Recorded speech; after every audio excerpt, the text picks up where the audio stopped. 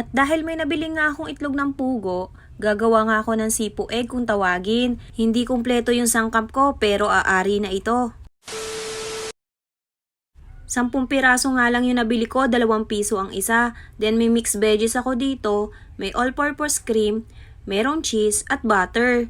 At dahil wala naman akong ham, putlong na lang yung gagamitin ko. Pwede rin kahit anong hotdog. Ilalaga ko nga muna yung itlog ng pugo, pakukuluan ko lang siya ng mga 5 minutes.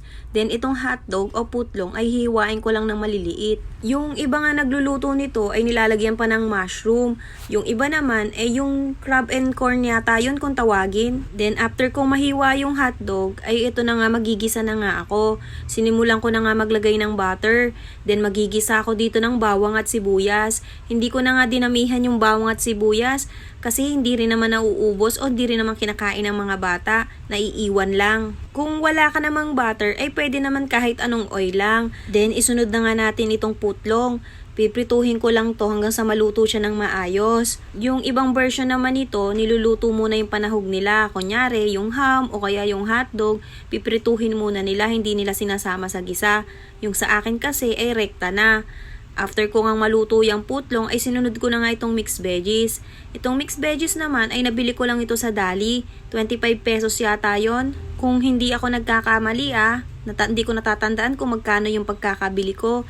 Tapos ay isinama ko na rin yung itlog pugo sa paggisa. Tapos ay sinunod ko na nga yung all-purpose cream. Sa sukat naman ng all-purpose cream ay tantiameter na lang yung ginawa ko. Halos bago magkalahati yata nung karton. Then nilagyan ko siya ng konting tubig para magkasabaw ng konti. Then nilagyan ko na rin ng konting paminta. Hindi na nga pala ako nag-add dito ng asin.